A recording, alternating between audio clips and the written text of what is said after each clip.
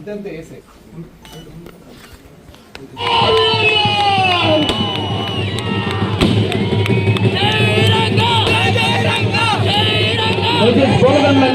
కోరుతున్నాం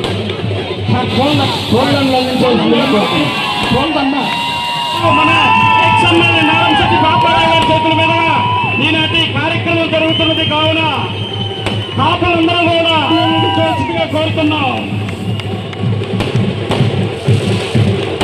పంచాయతీ అవ్వక ముందు ఇక్కడ ఎన్నో సేవలు అందించారు ప్రజల కోసం. చేసుకోవడానికి వచ్చాను. మా కుటుంబంలో అన్ని పదవులు చూస్తున్నాము.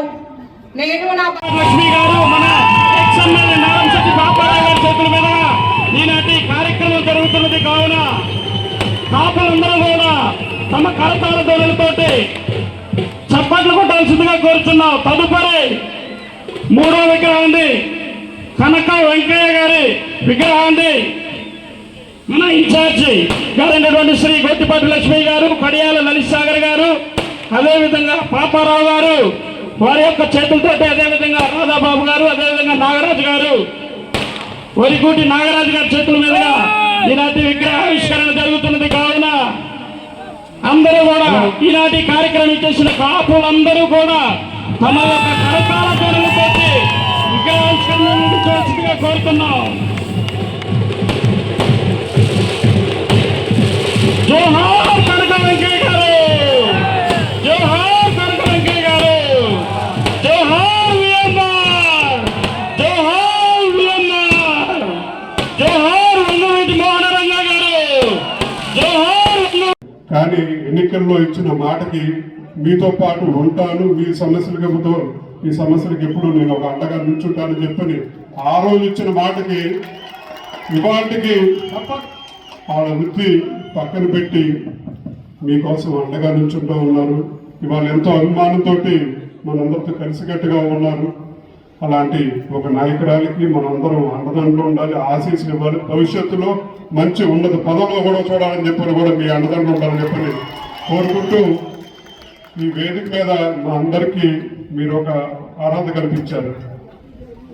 ఆ అర్హత భవిష్యత్తులో రంగా గారిని ఆదర్శంగా తీసుకుంటే మీలో ఎంతో మంది ఈ వేదిక మీద ఉండాలని చెప్పి కూడా మనస్ఫూర్తిగా కోరుకుంటూ నాకు ఈ అవకాశం ఇచ్చిన మీ పెద్దలందరికీ ధన్యవాదాలు తెలియజేసుకుంటూ సెలవు తీసుకుంటా ఉన్నాను. జోహార్.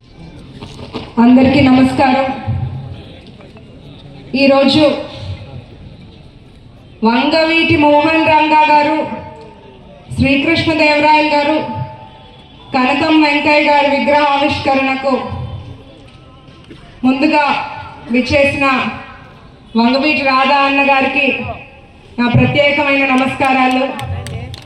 అట్లాగే ఈ కార్యక్రమానికి విచ్చేసిన పెద్దలకు, పాపారావు గారికి, ప్రముఖులకు, ప్రజలకు, వంగవీటి మోహన్ రంగా గారి అభిమానులకు, నియోజకవర్గం ప్రజలకు, మహిళలకు, యువతకు పేరు పేరున నమస్కారం.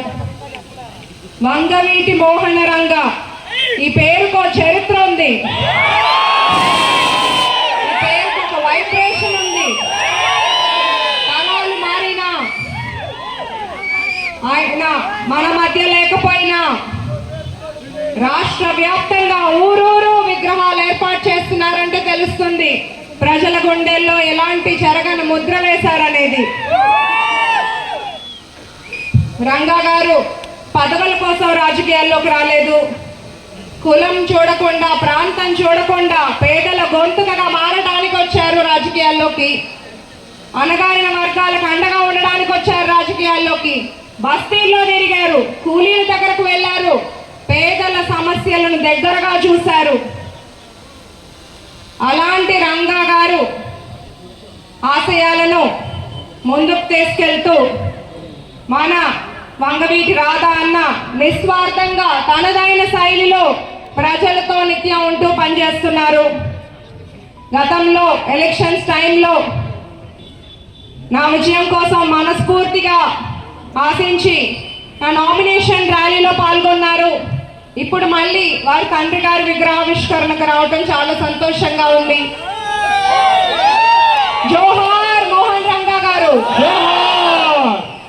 అలాగే శ్రీకృష్ణదేవరాయలు గారు. ఒక రాజు ధర్మాన్ని పాటిస్తే ధర్మం రాజుని కాపాడుతుంది అని నమ్మే నాయకుడు. యుద్ధంలో ఎంత వీరత్వం చూపించినా ప్రజల కష్టాలను తన కష్టాలుగా చూస్తూ ప్రజా రాజుగా గౌరవించబడ్డారు.